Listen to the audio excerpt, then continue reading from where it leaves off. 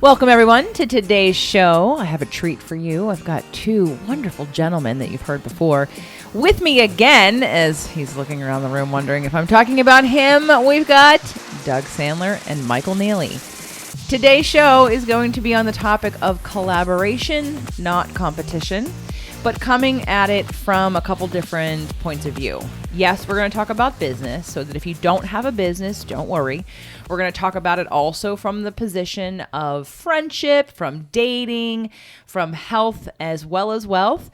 And we're going to just take this conversation to each direction so that way you can get a sense of the difference between scarcity and abundance.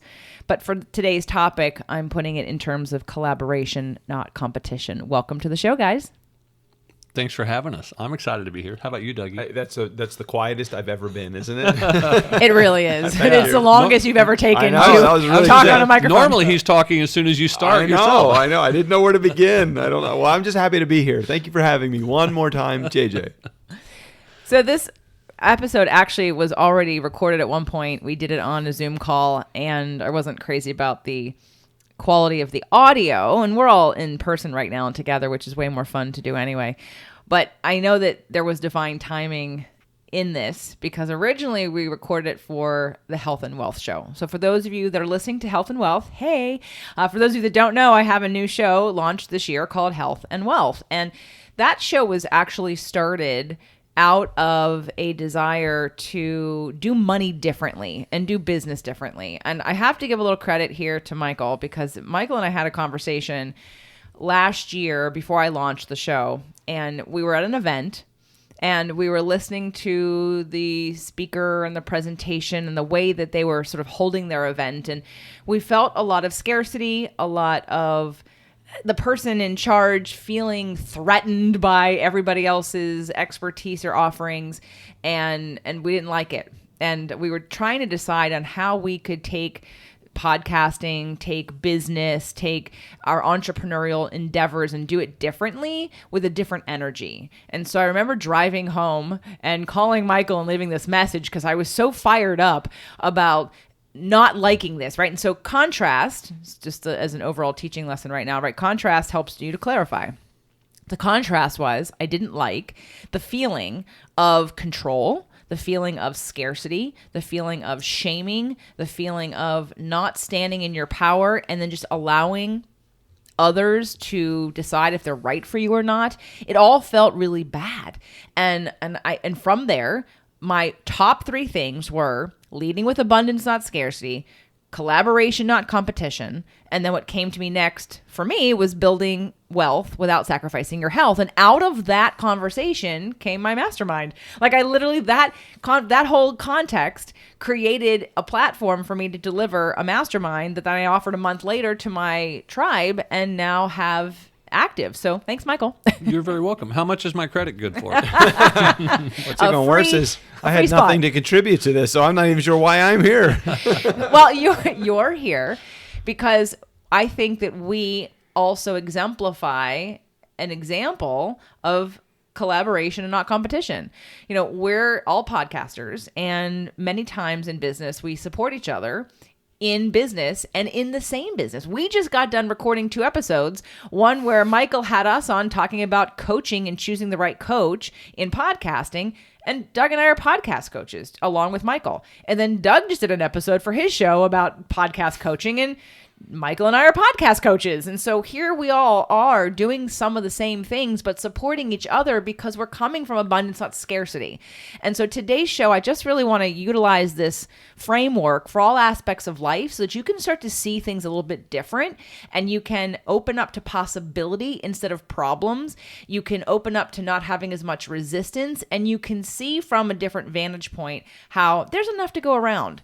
There's enough for everybody. And Michael, I'd love to start off today by you giving that quote or that fact about lists and collaboration and joint ventures, how when you sell to your list, only a certain percentage buy. I love this. Yeah, can you share that with everybody? Yeah, this for me was game changing for me, just hearing it from you, Michael. And I know that it's not necessarily your original thought, but what's so great about it was exactly how much impact that this thought had on how I now look at. I always knew I was looking at things differently, but I didn't know why. And then you just share what you shared, and then I'll chime in afterwards. Yeah, well, and the first time I heard it, it really stuck with me because of that same thing, Doug. And it is the fact that if you look at your list, and I heard this first time from someone who had a list of over 100,000 people, maybe even more, 200, 250,000 people. And on stage, he's saying, how many people on my list do you think have ever bought anything from me? And people were throwing out numbers, 5%, 10%. He's like, 1%, maybe 2%. And that is a very low percentage, but that means also 98 to 99% of those people in that list have not and probably will not ever buy anything from you. Mm-hmm. Now, the other thing he said about the list was, I know for a fact that everybody, let's use ours as an example, I know that everybody on my list is interested in podcasting, but not everybody's bought from me. A very small percentage has. Well, if Doug comes along and says, hey, Michael, would you promote my podcasting course? Now, I could be scarcity-minded and go, no, that's my audience. And the truth is, though, this 98% is still not going to buy from me. So who better to partner with than someone who's teaching the same thing? Yeah. I will serve that other 98% who maybe for whatever reason they didn't resonate with my stuff or they weren't ready right now. Maybe Doug's is what they're looking for. So yes, I want to share with other people who have a similar offering. It makes sense. Yeah, I would just add to that initially, if this is not your philosophy, if you're listening to this and that doesn't make sense. You're direct competitors with Michael. What would be the purpose of that? And if you listen really carefully to the statistics, only 1 or 2% are going to possibly buy what you have. The other 98%, why don't you open up to the rest of the world? You actually are approaching your list, or those that you know, your connections if you don't have a list. You're approaching them with an attitude of serving. How can I best serve those people that are in my community, those that I know? And if you put away that scarcity mindset that says, I'm protecting my list, I'm protecting my contacts, because if I share Michael with them, maybe they're going to like Michael more than me. And the reality of it is, that's okay. I think that if we all, the mindset that I'm in is if we all rise, with this tide together, it will raise all of the ships that are together, and we can approach podcasting, Michael in my case, from a perspective of everybody is going to improve and get better. So, and then if I say, well, wait a minute, if I help Michael, I actually can profit a little bit from that too. So it's not just from a standpoint of being able to give an altruistic perspective. Maybe it's more of let me look at this selfishly. I got 98%. They're not going to buy from me. Why don't I try to make a little bit more and share them with Michael? And maybe there's an opportunity. So from both standpoints, from a business standpoint and from a personal and community perspective, you're actually doing your business and your community better by opening up to a collaborative opportunity and understanding that collaboration actually will get you far more places than competition and scarcity. I want to bring this to the person who doesn't have a business. Let's talk about this mindset in a I work for somebody else kind of way. Many times I find in people that are employees and they're up for, let's say, a promotion, and maybe they're up against other people, they're from the scarcity perspective, you're willing to have a certain lack of integrity within your own self. Now, I'm not calling any of you lack of integrity. I'm just saying there's a possibility that if Doug is my boss and Michael and I are up for the same job and I feel threatened because I feel like Michael's a better fit, but I really want the job. And now I'm going to do other things that I wouldn't normally do to try to get Doug's attention or to get to look like the better candidate because I want to win, because I want to get this money, right? There's an aspect of that again is scarcity based, of thinking that this is the one and only opportunity for me and there's no other opportunities. And so I would invite you, if you are an employee, to take this on for a second, because know that there are thousands of opportunities. And if you're not in an alignment with it, if you're not attuned to it, you're not seeing it. You're just seeing this one job opportunity as a way for you to make more money finally and to be recognized. Or in the case of, let's say, entertainment, like I'm thinking about people who audition. And I'll never forget an Abraham audio that I heard about an actor who was auditioning. And it's the difference of walking into an audition, giving your power away by saying, I'll be whatever you want me to be because you're more important than I am, versus I'm going to be who I am and I'm hoping I'm the right fit. And if I'm not the right fit, that's okay. And I'm going to hold out for the right fit because it'll feel better for me and it'll honor who I am. So just know that this, what we're talking about in terms of lists and emails, if you don't have a business, this can be translated into your job. Are you holding on to your job because of scarcity thinking that there's nothing else out there for me and I wouldn't know how to survive or make any money? Or are you doing it because you truly love what you do? You're comfortable. Maybe you're not ready to be an entrepreneur and you never will be. There are people who definitely should never be entrepreneurs.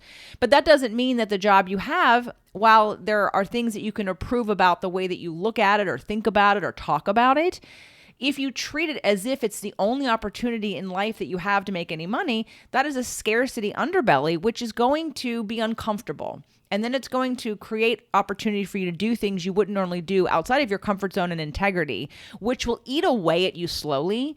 And it'll show up in your relationships. It'll show up in your health. It'll show up in how you spend money. So just know that I want you to apply these principles that we're talking about, no matter if you have a business or not, because I look at this relationship that we have. And here's the thing, we love each other as people. And so because of that, we want to support each other. There are plenty of other people who do what Michael and Doug do or do what I do that we don't promote. And part of it is because maybe we don't believe in their integrity. Maybe we think that they're only out for the money. They don't care as deeply as we do about our clients. What do you guys think about that? I would say that's 100% true. And actually what you're saying too, JJ, reminded me of an incident that has happened actually a couple of times now as I think back on it, that is a testimony to that piece of collaboration. I've had people come to me and say, Michael, I'm looking to do this and that with my business, and I heard that you were a good coach for that. And there have been times when I've said, you know what, I'm pretty good at that, but I know someone who's better for what you need, and I've sent that person along. And now what has happened is, the truth is, yes, I did not make money on that client, but it paid off in so many other ways, because again, when someone feels that you're doing it in service to them, then they're going to really kind of fall in love with you. They're going to go, wow, that's so in integrity. They've referred me other people because of it. And then the person that I sent them to also was like, wow, okay, if there's somebody comes to me that I'm not perfect for, I'll send them Michael's way. So when you start to put what the person's needs are above what yours are and your scarcity thinking, it shifts everything. Well, why don't you pose the question again so that I understand from the perspective of what you want me to answer? Because I love Michael's answer, and I love the idea of putting the needs of someone else above your own needs when it comes to business. From a personal perspective, I'm curious where you want to head. Well, I'm thinking about you in some of your relationships. Now, there were positive and negatives to some of the things that, like, say, in the last couple of years that I've witnessed you do. One of the things that I love about some of the relationships and businesses that you've created is that you went into it saying, I don't know where the money is. We'll find it. But we'll find it. We'll find it somewhere, but let's figure out how we can help each other or work together. And most of the time, those always work out, at least if not as a financial reward, but they work out to discover something new so that you know a new boundary, you're more clear on something, but you're very open in your wanting to give and wanting to explore and not necessarily needing to be paid up front or know what the dollars and the cents are. It's a very abundant way of thinking and trusting that I like you, I'm excited about this project. Let's just see where it goes. Well, I've developed, and I go back to probably the mid 1990s with this attitude of, I don't know where the money is coming from, but let's figure it out. I find that if I start with the relationship first, it always works out. No matter what. It may not have worked out where I originally thought and intended. Like, I was involved in an entertainment company back in DC before I got into podcasting. And I went into it with the idea that they were going to represent my DJ business. And what had evolved was, yes, my DJ business significantly increased, but I developed so many other partnerships with them that were dwarfed the financial income that I was able to get from just that DJ business into all of these other partnerships. If we approach everything as how can we collaborate together? What is the best way? How can I best serve you? I keep coming back to Jay Facette's mentality of I'll go first. And when you come back to that I'll go first mentality in a JV, a joint venture partnership, you always end up working out, because your partner, or the genuine ones, the partners that you say that to, you start to figure out, okay, what is it the best way for me to serve them? And oftentimes they'll come back to you with, wow, you've really done a great job of helping me. How can I serve you? And even then I'll say, I don't really know, but maybe we'll figure that out as well. Just keep me in your mind. When I first started my business and I got involved in networking situations where, for those of you that are not entrepreneurs, when you want to promote your business, if you're doing anything, especially if you're working with clients, you might join a chamber of commerce or some kind of group, a leads group, a LATIP, there's so many of them, BNI, where you go and you have a meal with people and you share your business in hopes to get referrals and clients. And there was a night and day difference to some approaches. The majority of them approach it from I'm there to get. Right. And when 30 people come into a room to get something, they're I-minded, they're scarcity driven, I need to get business. Just for a second, put that energy on. I'm there to get something. If everyone's there to get something, how many people do you actually think get something? Because everybody's there to get something. So there's a little bit of resistance because everybody's so super focused on getting. Now flip it and go there to give.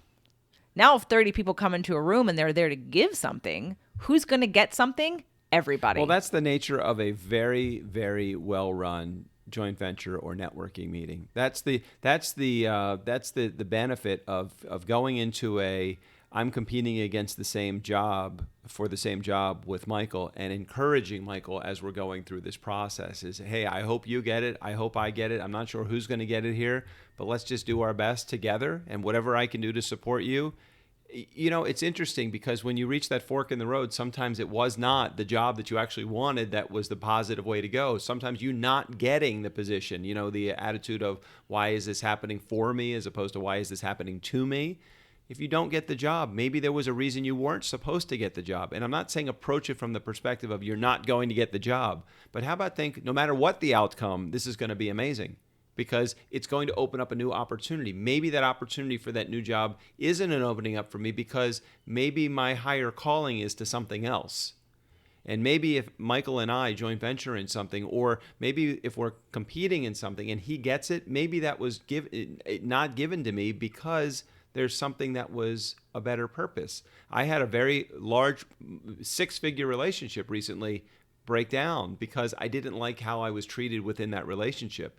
So many things. Now, many people would say, oh my gosh, you lost a 6-figure opportunity here. What actually has happened is so many additional things have opened because I have cleared my agenda from all of the thought and the energy that went into that relationship.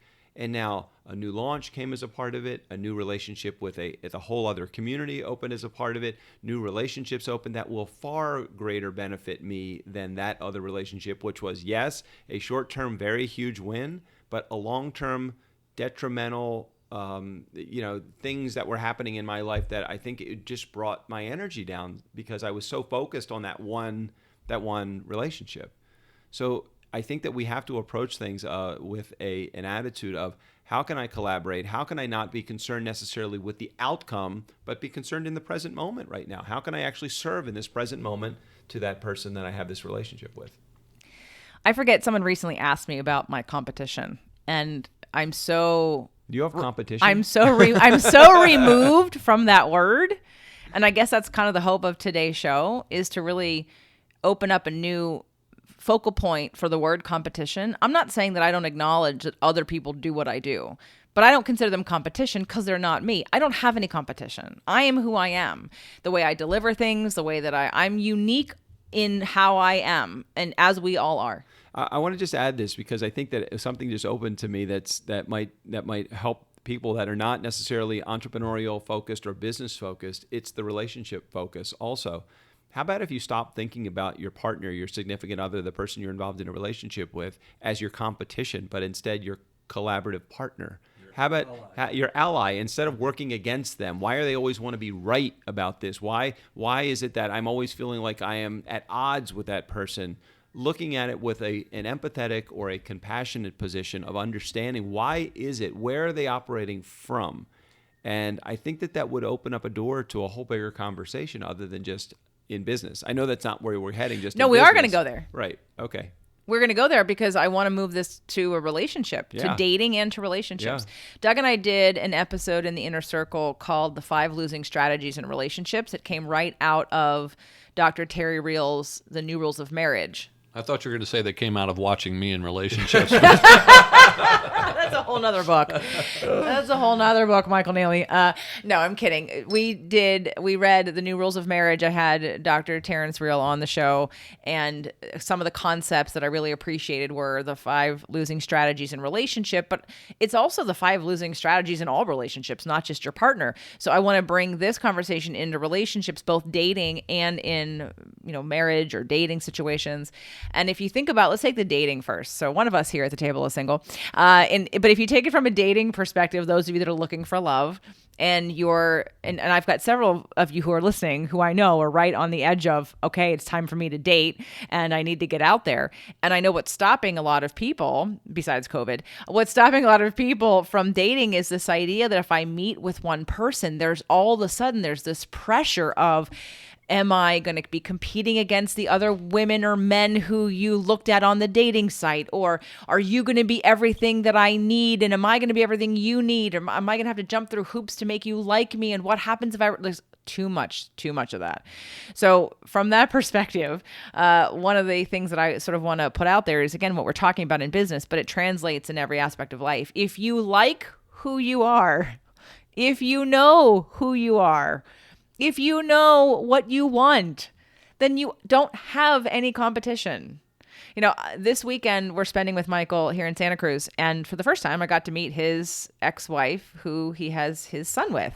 And which one? Oh, the one here. Which one? Yes, Michael has a few ex-wives. And I already know one of them, plus an ex-girlfriend, but this was the longest relationship and the only one with a child. And I got to meet her, and what I really appreciate about Michael's view of relationships is that just because we didn't work out doesn't mean that there's anything wrong with us. We learned what we needed to learn. We can remain friends and still love each other in a different form. Yeah. I mean, we had her and her husband, my son's stepfather, over here to join us for dinner, and we had a great time all together. Right. And I appreciate that is, while it's a whole nother conversation for lasting relationships, but what I do appreciate, because I am the same way, I feel very much like if I've been with somebody for any extended period of time, then you're part of my history. And if we're going to break up and move on, it's not some tragic, something's wrong with you, something's wrong with me. It's that we have ended our sacred contract and we've learned what we needed to learn. And now it's time to move on. But I don't look back and have like the unresolved anger and pain, and you let me down and this was a failure. And Can we send this episode to my my most recent ex-wife?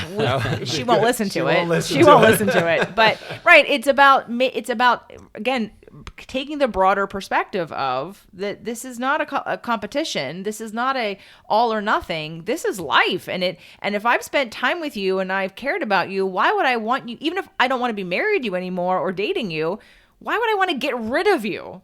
It feels so. And I think it's because most people don't want to feel the pain. It's because they don't want to deal with the lessons that they learned and why this might have needed to happen for them. They want to just get rid of it and cut it off. And they think that if they cut it off, they're not going to feel the pain of whatever happened or transpired in that relationship, aka your ex-wife, right? But it's really about growing into, again, that deeper sense of there is no competition. If you know who you are, you like yourself, you value yourself, and you respect yourself, then there is no such thing as competition.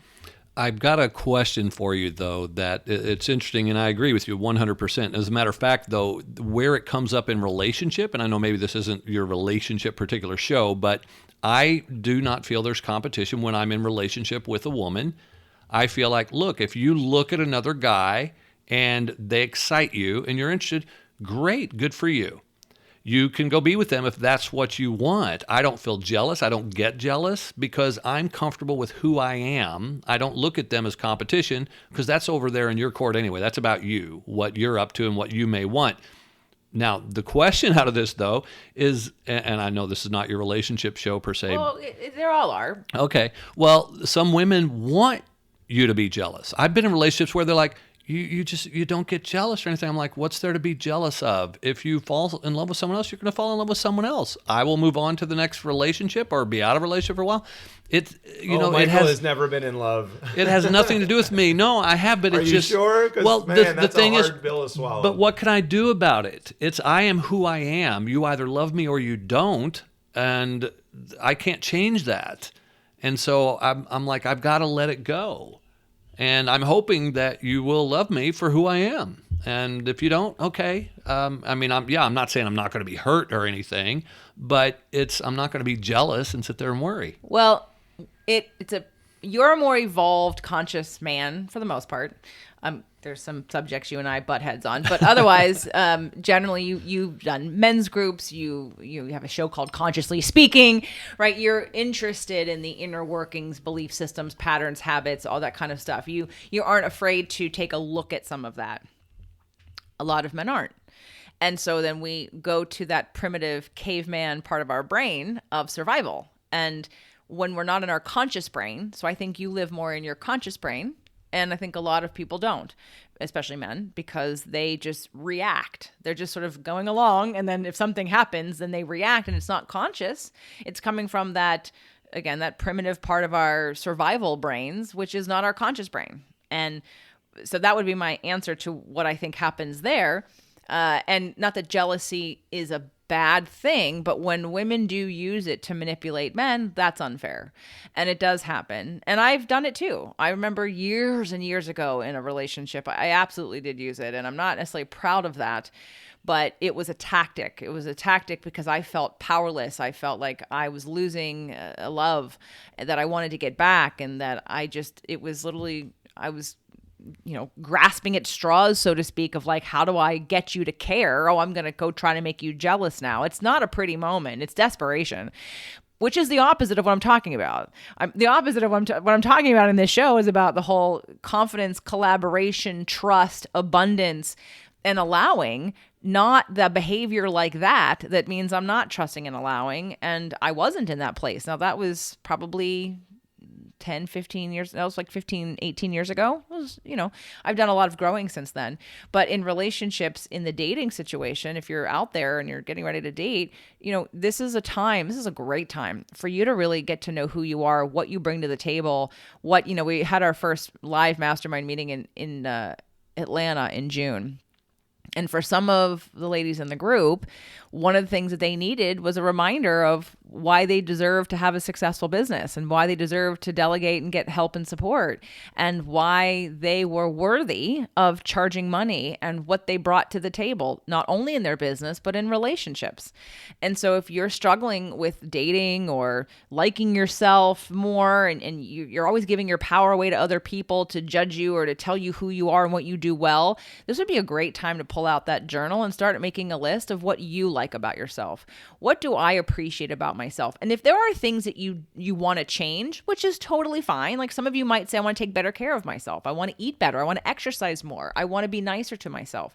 Well, this is the first way in how you're going to do that. Take out that list and on a daily basis, just decide today I appreciate that I received being made breakfast. I have literally sat in this seat at this table and done nothing. Michael and Doug have literally done everything, and I have allowed myself to receive it because I'm normally the one doing all of the cooking and serving. It feels good because she's not wearing any clothing, so that's always good. That's always makes it a big plus. That's a big plus. You weren't supposed to tell them how I got you to do all that stuff. Hey, I got to add something to that because it made me think when we're talking about relationships and then back on the list, I probably have only married 1% of the women that I've dated. So that's 99% of those women I could refer to other single guys. That's good. That's a good idea, Michael. Talk about collaboration. Maybe you should start a site of the women I've dated and who's right for you. Right. Let me give them positive reviews. Let me tell you. That's not a bad idea, actually. It's called Podcasters Partners. It is a new dating site available to you ladies coming up very soon. It's going to be another show that Michael adds to his belt for like, here, let me help you. Let me tell you all the ex-wives I've had. Well, we already called We already have a show name for that. It's called Relationships. Right. That's right. That never That's got right. off the ground. No, I don't it know it was that it fun really. while it lasted. Yeah, it was. Didn't last very long. Didn't last. So today's episode about collaboration, not competition. I want to see how you can utilize this in your life. So we've mentioned a couple different areas. The first one being if you own a business or have a business or do anything where you would feel like you're in competition with someone. How this applies if you have a job and you have a boss and you can get promoted or you can get a raise, right? It also applies in relationships when dating. And when thinking, I always liken it to shopping. So what I tell the women that I work with and some of the men, when you're looking at dating, pretend you're shopping. You go to the store and if you try something on and you like it, you take it home. But then sometimes like shoes, right? And you get home and the shoes are like, oh, these are annoying. These don't fit very well. And you take them back. So that is what dating is. Take it a little less serious. You're not going out and getting married on the first date. And nor are you saying to the person, hey, could I marry you? And if not, let's not waste our time. Like maybe get to the place where you're having a little fun, lighten up a little, learn to enjoy the moment and then learn something from it and move on. Have good boundaries, get clear about what you like and what you don't like. And for those of you that have been with the same person for so long and you haven't dated, this isn't about picking the right person the first go around. This is about testing what you like, finding out what is it. One guy or girl is going to show you something you didn't even know that you enjoyed. And oh my gosh, they're going to teach that to you. Now, they might not be the right person for you in the long run, but they showed you how important that one aspect was. Now, let's bring this quickly into the relationship. So I already have a relationship, and let's talk about collaboration versus competition as it affects marriages and dating relationships. So in terms of collaboration versus competition, I know for some of us, we have experienced, let's say, partners who have the opposite viewpoint than we do. Really? Yes. And how does that affect a relationship? When we have opposite viewpoints, I think in my case, it has had both impacts. Like there have been relationships where I've been like that, where it has had a devastating impact and that I'm like, wow, we can't continue to be together. And there've been other ones where it's been healthy, like a healthy difference that kind of we bonded around. But I think the underlying factor that needs to be considered is how attached you are to making the other person agree with your way of thinking. Is that making sense? Yeah. Yeah. I know for me in a past relationship, the scarcity level was way high. Mm-hmm.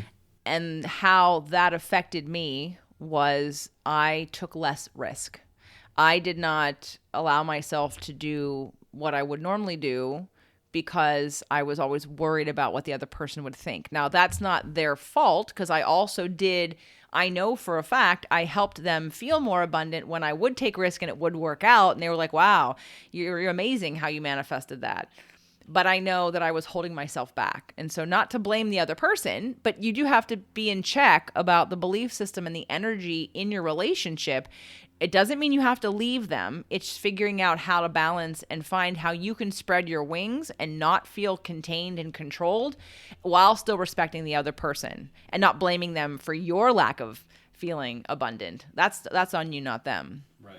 There's also a feeling of not competing with your partner or not having to always feel right when you're presenting your partner with an idea. In many cases, if we have somebody that's in your community, JJ, if somebody is more entrepreneurial in their lifestyle and with their business growth, and they have a partner that might be a little bit more conservative, or they might be really comfortable in a 9-to-5 or like the security of a 9-to-5, rather than feeling like it always has to be a competition, just understand from the point of view that your partner is looking at life. Your partner, if you're an entrepreneur, look at the positive aspects of your partner when it comes to they like the W-2 lifestyle. They like the security of knowing they have a specific place that they go every day from 9-to-5. And I would not necessarily look at that and say, man, that's a horrible thing. You have no growth opportunity. Maybe look at it from their perspective and thinking, okay, you like the security. I like the adventure. I'm an adventure kind of person. So just keep in mind the point of view of your partner when you're in the relationship. It's don't feel like you're competing against them because you're an entrepreneur and they're a little bit more conservative when it comes to what their business lifestyle is. Just know that it is there is a healthy balance for both of those within the relationship, and don't feel you're competing against that person. Yeah, and sometimes the competition may not even be with the partner itself, but as an example, in my relationships, I have a 17-year-old son. He's got one more year of high school, and then he's going to be leaving the nest. And so I've been in relationships where the new partner has felt competition for my time. Wow. And that can be a challenge. And so instead, let's collaborate. Let's find a way that we can meet everybody's needs, including my own too, because one of the things that I have a big need of is my own time, my solo time. And so, and I also get this too, that you may not find that workable zone. You could be in a relationship with a partner that needs a lot more attention and time than you can give when you're trying to split it between having your own time, building your business, having a son or a child that you want to spend time with as well. So it can be a balancing act, and it's not always going to be a fit. Yeah, and with this idea of collaboration in relationship and in business, not competition, I just want to be really clear to sort of finish out the show and to really hit this home for you. While I want to encourage people to come from abundance and not scarcity, that doesn't mean you don't have discernment. That doesn't mean that you promote everybody. It doesn't mean you don't have high standards or good boundaries. Right. So I may feel like I don't have any competition and therefore I am open to sharing other people's stuff. But in the case, let's say, of this particular show and my podcasts, I feel a sense of responsibility to those of you that are listening to me to share with you the best of the best that I trust, because I'm bringing them on this show and you're hearing about them. And if you like them and resonate them, and then you pay for them and you use them and you work with them, there's a level of responsibility on me, I feel, because I'm putting them in front of you. So I have very high standards and I have very good boundaries. At the same time, I also only from my intuition and what feels authentic and what feels an integrity present to you. So that's why, I got this idea when Michael and I and Doug were at an event about, again, it relates completely to Michael's next event coming up, his new podcast he has, my mastermind. It really was the ground, the grounding point of the next thing for me, which said, I don't want to operate like this anymore. I don't want to be in a business situation where everyone feels like they're competing against each other. The bottom line is when you go to the store and you see 10 different flavors of ice cream or 10 different brands, you pick the one you like, you don't like it, you try another one. No one is going to dominate the market in any field in any way, and you're not only going to ever have just one choice. So the reality of it is you're going to attract the right kind of client and or person for you if you're dating or have a business, and the right kind of relationships. But is, again, the spotlight's on the abundance, not scarcity, that there's enough to go around. And Doug and Michael and I feel are a really great example of that, especially Doug and Michael, because they both do more podcast teaching, like how to teach how to do a podcast. I don't do that. I podcast coach, but I'm not the here, do my program to launch your podcast. But the two of them are best friends and they have the same kind of business structure, but they support each other without hesitation because they love each other. And we would do that for other people too, again, with the integrity of, do you actually care about your clients? Is your program actually any good? So just know that when you're going into any kind of business, or it's not about all of a sudden an all or nothing. I'm going to promote everybody. I'm going to tell everybody. No, you still have your boundaries. You still have your integrity, your authenticity, and your discernment about somebody. But then you share openly and willingly, trusting that everything is in right and perfect divine timing.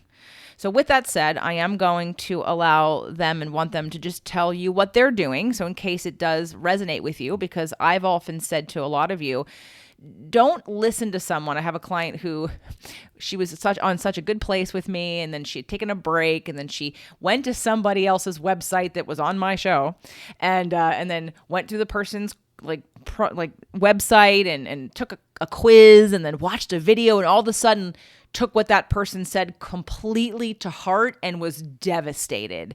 And I got that person later and I said, well, does that person resonate with you? Does it resonate? And if you actually think about it, and she said, no. I said, okay, then why did you listen to it? Like, you took what they said because they're some sort of expert? That doesn't matter. Did it resonate with you? If it doesn't resonate with you, then let go of it. It's not right for you, or it's not right for you right now. So for those of you that are in business, maybe you're thinking about podcasting or just some kind of coaching program or something, I'm going to start with Michael. Michael, why don't you just tell everybody about the launch you have coming up and any information about how to get to it? And Yeah, well, right now I am gearing up for the re-release because it's a podcast training program I've had for years. It was originally called Zero to Launch in 14 Days, and I've revamped the entire thing because, as you know, JJ, so much has changed in the industry just in the last 6 months to a year. So I had to rewrite the entire course, and I made it even bigger and better, and it's called the Zero to Launch Podcast Accelerator. And right now we are in our what I would call cart open launch / mode, because we're trying to get a bunch of people in to like kick off the program in style. And so I'm happy to give a free gift to anybody who may want it. It's the simple 5-step process to launch a rockin' podcast in just 14 days. We can put the link there in the show notes. If anybody wants it, it's a freebie. And then during this week of the launch, we'll be doing a lot of trainings around that and other cool elements that will help you whether or not you start a podcast. so make sure to click the link in the show notes. You got to go to the More tab or the Show Me More tab, depending on what kind of podcast player that you use. But go to the link and get Michael's free gift and then check it out. You know, Michael's been on the show many times. He's done several of my events. I love him dearly. He's got a good heart. He's conscious. He's full of love. He cares. Otherwise, he wouldn't even be my friend. But he's been on, we've been friends and doing each other's shows since 2014, 2015. And I love you. So thanks for being here and sharing all of your wisdom. Mr. Doug Sandler. So in the true spirit of collaboration, I would also encourage you to take Michael's program. I mean, I'm telling you, honest to God's truth, it's a great program. While I haven't seen the actual makeup of the program, I've read the book that he has written that's going to be the design of the course itself. I think it's a great course. I think it's something that if you're thinking about podcasting, absolutely. Yes, we have a program also, but Michael's in the middle of a launch right now. So if you're listening to this and it's before what date? August 4th through 14 will be in launch mode. Of 2020, hop into Michael's program. It's great, and I think it would be a major win for you. And the program will take you through the course of a year, right, Michael? Yeah, it lasts a whole year, but come on, Doug. I mean, you've got an amazing program. Okay, so if that's kicking ass. And I appreciate that. If you are a podcaster right now, or if you're just like podcast curious and you're trying to figure out if something like either Michael's program or podcasting is for you, or you just don't even understand the elements of things like funnels and landing pages and lead magnets and all of that stuff, JJ and I have a free masterclass. Feel free to sit in on it. It's August 3rd. It's in the afternoon. It's called Funnel Cake, and it really is a recipe for success when it comes to putting together your program. So any program for that matter. But honestly, yes, we do have a program, but we are launching cyclically all the time. We are under the sun. If the sun is revolving around the moon, if the moon is revolving around the sun and earth and stars, we are having a launch at some point. But right now, Michael's in the hunt. So I would say hop into Michael's program. It is great. And you're way too kind. Funnel Cake is also good too. Absolutely. And it's not in the afternoon, it's in the evening. But let's do turnkeypodcast.com/funnel. turnkeypodcast.com/funnel to get to the webinar masterclass. It will not be recorded, so if you want the information, you have to come live to the class. And JJ and Doug put the fun in funnels. We do. And we put the fun in dysfunctional also.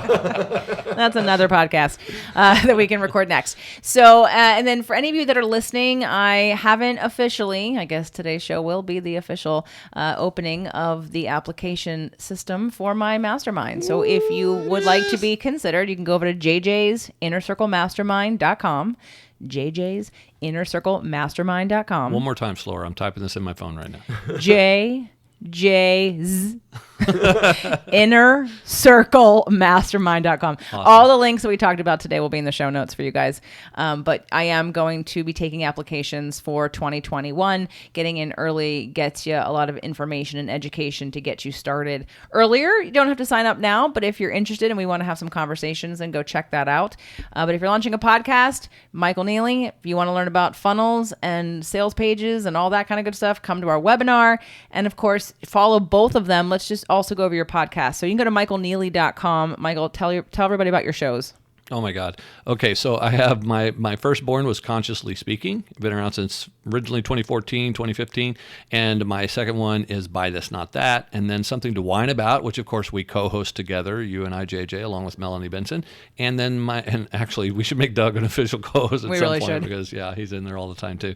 And then the other one is the latest one, the PodQuest show. But I also want to say this about Collaborate. If I can plant the seed, because you know how you're supposed to speak something out to the universe when you got these ideas.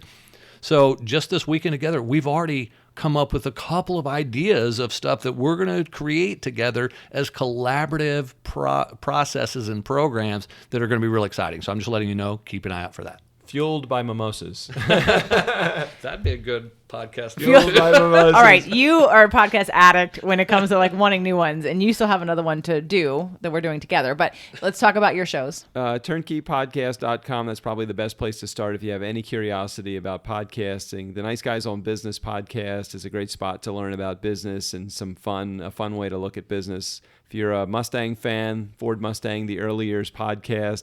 Wow, the BizWiz podcast, you want a fun little formulaic approach to business. TEDx, if you're somebody that's a TEDx speaker and want to understand how to get your message out to the world.